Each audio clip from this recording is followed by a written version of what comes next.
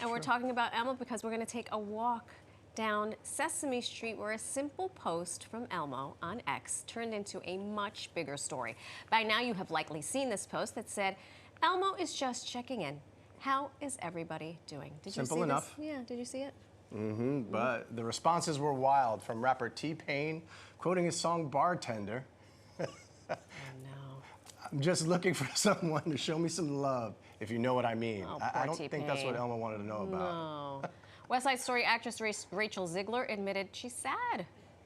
Even Elmo's friends, Cookie Monster and Oscar, joins in. And I have to say, it started as a really funny meme, but what these responses revealed was the state of our country's mental health. And spoiler alert, it's not too great. Yeah, you know, it seemed very simple, and we're always told check in with our friends. That's all Elmo was doing. That's all I he don't was think he doing. was ready for all of that. He definitely was not. And he is also, the last time I checked with the good folks over at Jim Henson, not a licensed psychotherapist. So to chat about all of this and offer some guidance, we brought back our friend Olivia Verhulst, who is in fact a licensed psychotherapist, mental health counselor, and adjunct professor at NYU. Welcome back to the show. Hi there, thank you for having me. So why do you think this resonated so much with folks of every strata, every economic class, and everyone in between?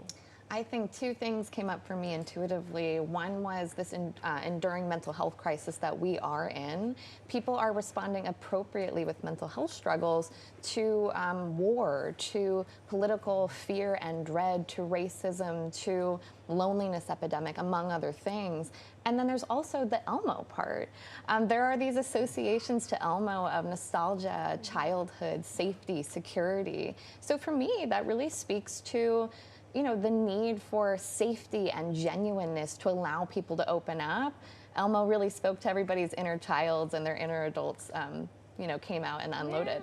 Yeah, without a doubt. Now, in a situation like that, when you're supposed to ask questions to check in with your friends, are you really prepared for the answers? And if you're not prepared, what can you do? So it's funny, I think a lot of that thread with Elmo was infused with humor and irony, because typically we do come across the more stereotypical conversations of how are you, good, and we're not prepared for the answer. And so I think we do need to kind of set the stage of safety for people to be able to have those conversations.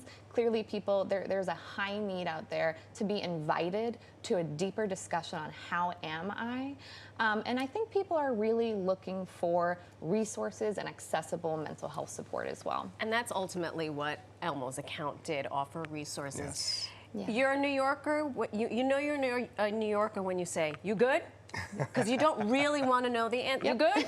Okay, you're not It's good, supposed but to get a nod and a yes and a that's fist right. bump and move on. And then you right? keep it No. moving on. But clearly it's not. What are some suggestions that you have for folks about how to handle something like this?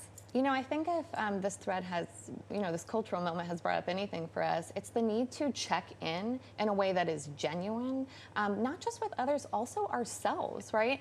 Doing a mental health inventory with ourselves regularly, asking for help more often, and that sometimes involves feeling the fear and doing it anyway. You are worthy of support, though. You deserve it. I also think, we spend a lot of our time in work settings, so employers, we are looking for empathic, compassionate communication. Your employees will be better for it, and their mental health.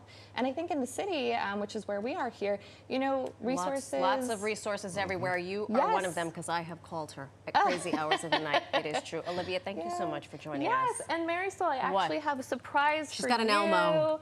I've got an Elmo. Stop it right now. Nice. I brought this for you. That is awesome. Because Elmo has sad days too. We all do. Thank That's you so beautiful. much. Yeah. I love it.